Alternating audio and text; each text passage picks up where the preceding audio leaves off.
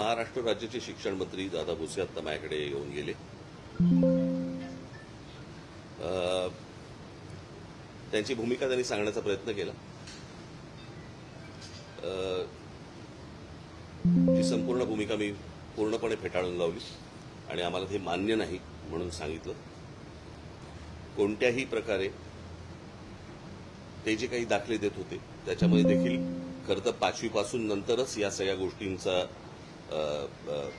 तिसऱ्या भाषेचा किंवा ऑप्शनल भाषांचा विषय येतो. त्यांनी हेही मान्य केलं की राष्ट्रीय शिक्षण धोरण जे आहे त्याच्यामध्ये देखील अशा प्रकारची कुठचीही गोष्ट समावेश केलेला नाहीये. त्यांनी ते राज्यांवरती टाकलेली गोष्ट आहे आणि राज्यांवरती टाकलं असताना हे का करतायत किंवा ह्यांना का करायचंय मी हे अजून अनाकलनीय आहे. मी हेही सांगितलं की म्हटलं ते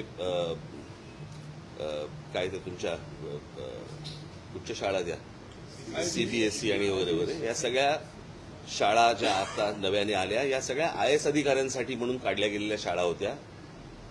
त्यांच्या मुलांसाठी की त्यांना जे देशभर इकडे तिकडे फिरावं लागतं त्याच्यासाठी म्हणून त्या शाळा काढल्या गेल्या होत्या.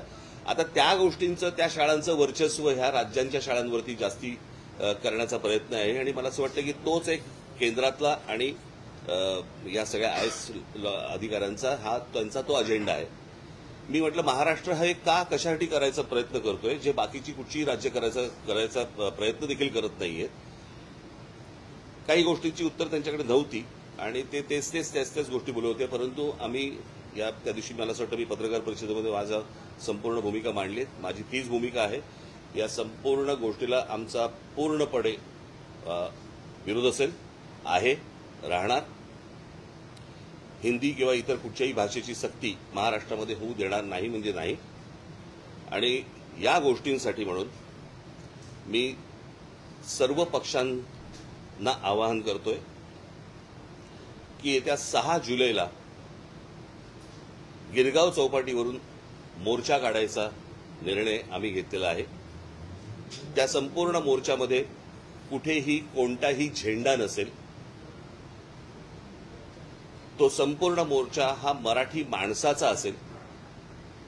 त्या मोर्चाचं नेतृत्व मराठी माणूस करेल. आम्ही जे शिक्षण तज्ज्ञ आणि जे इतर भाषा तज्ज्ञ आणि इतर जे साहित्यिक आणि इतर जे लोक आहेत यांच्याशी देखील आम्ही बोलणार आहोत. माझं पत्र त्यांना जाणार आहे.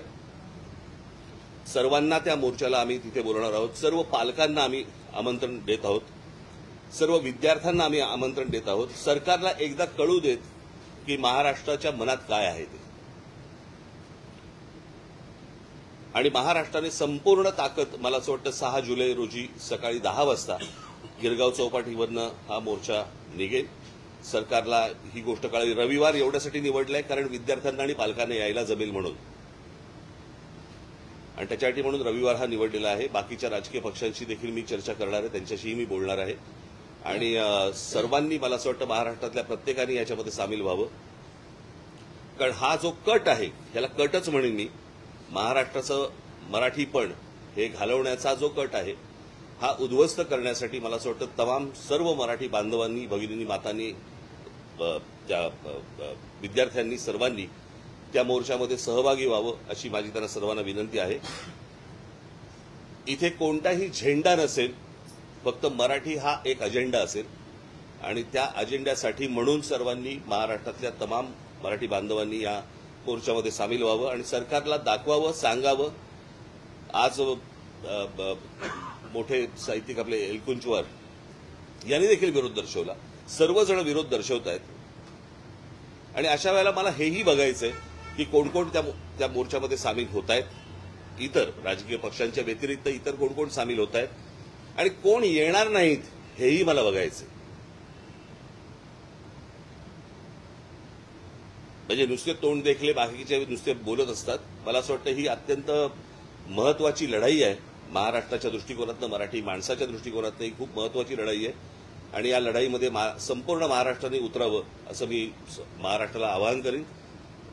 6 तारखेला सकाळी 10 वाजता गिरगाव चौपाटीवरून हा मोर्चा निघेल. बाकीच्या सगळ्या राजकीय पक्षांशी माझी चर्चा होईल.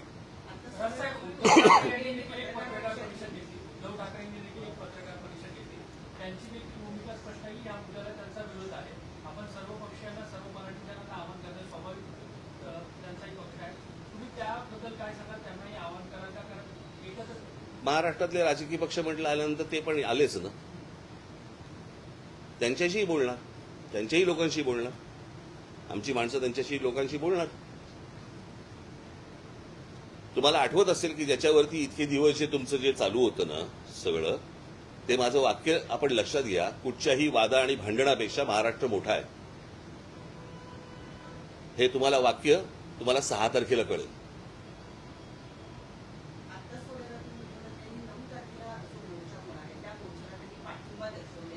मला असं वाटतं आम्ही बोलू ना, त्या विषयावरती बोलू. रविवार एवढ्यासाठी आहे, सगळ्यांना येणं सोपं जातं आणि सरकारला महाराष्ट्राची ताकदही दिसायला सोपी जाते. मी सहज काही 6 तारीख अशीच काही गंमत म्हणून निवडली नाहीये. रविवार आहे, शाळा बंद असतात, विद्यार्थ्यांना यायला शक्य होतं, पालकांना यायला शक्य होतं, इतर सगळ्यांनाच येणं शक्य होतं आणि म्हणून तो रविवार निवडलेला आहे. मला असं वाटतं आपण तेच बोलतोय.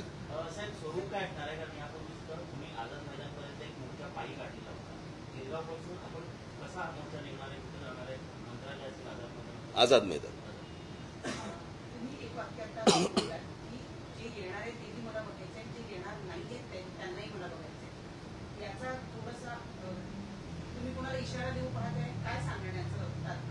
नाही, अनेक लोक ज्यावेळेला इतर तुमच्या माध्यमातून मराठी या विषयावरती बोलत असतात, कळलं का, पण ऐन मोक्याच्या वेळेला येत नाहीत, अशी लोक मला बघायची आहेत ना. मग त्याच्यामध्ये अनेक कलावंत पण असतील. कलावंतांचा मुद्दा आहे म्हणून माध्यमातून, सोशल माध्यमातून किंवा जनमानसामध्ये काही कलाकार व्यक्त होतात, काही साहित्यिक व्यक्त होतात, पण ज्या पद्धतीने महाराष्ट्रात या सगळ्या मुद्द्यावरती कलाकार साहित्यिक व्यक्त होतील. मला असं वाटतं माझं बोलणं झाल्यावरती होतील.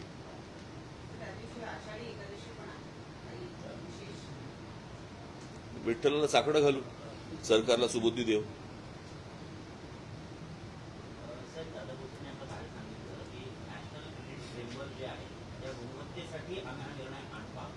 त्याच्यावरती मी त्यांना सांगितलं की त्याच्यामध्ये स्विमिंग पण येतं, त्याच्यामध्ये सायकलिंग पण येतं, त्याच्यामध्ये इतर पण गोष्टी येतात. भाषा सोडून तुम्ही कुठची गोष्ट आणायचा प्रयत्न करा, आमचा पाठिंबा असेल. जर त्या वयामध्ये मुलं जर समजा स्विमिंग शिकली किंवा इतर ऍक्टिव्हिटीज जर समजा ते शिकले तर चांगली गोष्ट नाही का? भाषेचं बंधन का आणताय? ह्याच्या मागे लॉजिक काय आहे? समजा पहिलीच्या मुलांना जर समजा तुम्ही सामूहिकरित्या जर समजा स्विमिंग शिकवलं तर चांगली गोष्ट आहे ना. तुमच्या काय ते रेटिंग प्रमाणे तुम्हाला काय करायचंय ते इतर गोष्टी शिकवा. म्हणजे आता जे गोष्ट सांगताय ती त्यांच्या GR मध्ये आहे का? त्याच्यामध्ये फक्त भाषा आहे.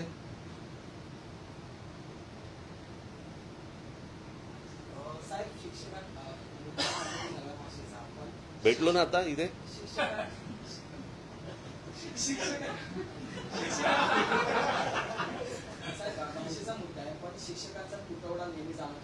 ते पण त्यांना सांगितलं, ते पण त्यांना मी सांगितलं. आता सांगतायत ते की 10,000 शिक्षक आम्ही भरती करणार. पगार द्यायला पैसे आहेत का?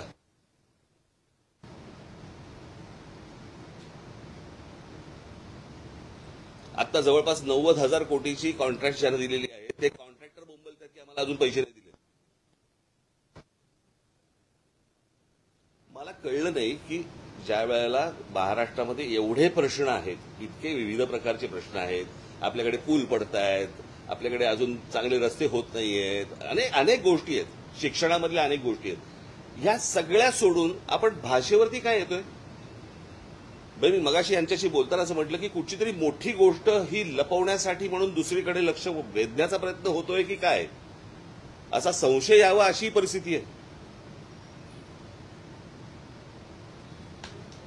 मला काय राज्यामध्ये चालू आहे मला काही कल्पना नाही. मला हे माझ्याकडे आता इथे कागद आलाय.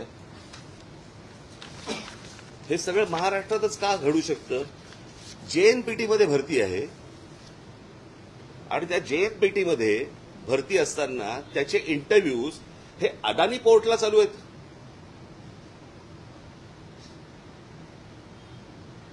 तर काय चालू आहे महाराष्ट्रामध्ये मला समजलं नाही. म्हणजे तुम्ही भाषेवरती सगळ्या गोष्टी आणताय, तुम्ही इकडच्या ज्या काही आस्थापना आहेत त्याच्यामध्ये तुम्ही त्या सगळ्या गोष्टी देण्याचा प्रयत्न करता, जमिनी जातायत, आमची भाषा घालवण्याचा प्रयत्न करताय. काय काय म्हणजे काय चालू आहे महाराष्ट्रात? आणि हे जे अनेक जे विषय आहेत महाराष्ट्राशी संबंधित, मला असं वाटतं की त्या सगळ्या गोष्टींचा एक सामूहिक त्याला विरोध, कळलं का, खास करून हिंदीला, खास करून हे भाषेच्या सक्तीला, याच्यासाठी म्हणून तो 6 तारखेचा मोर्चा आहे. मी बाकीच्या राजकीय पक्षांशी मी बोलीनच आणि मला असं वाटतं आपण 6 तारखेला भेटू.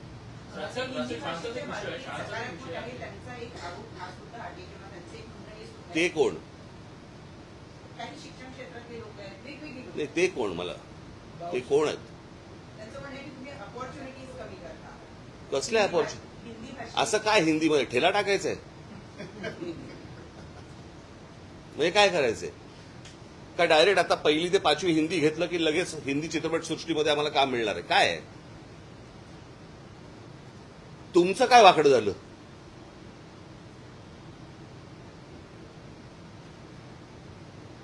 पाचवी नंतर हिंदी आणि संस्कृत हे ऑप्शनल भाषा होत्या ना.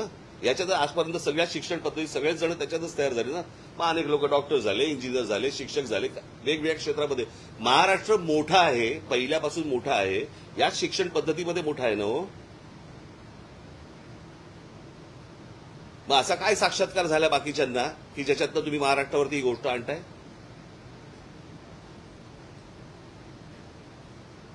पाचवी नंतर हिंदी घेऊन, मला असं वाटतं हिंदी घेऊन म्हणण्यापेक्षा हिंदी ऑप्शनल असताना हिंदी संस्कृतमध्ये शिकून दादा भुसे झाले का शिक्षण मंत्री? मग विचारलं होतं त्या काय क्रेडिट रेटिंगमध्ये दादा भुसे स्विमिंग येतं का म्हणून? ठीक आहे.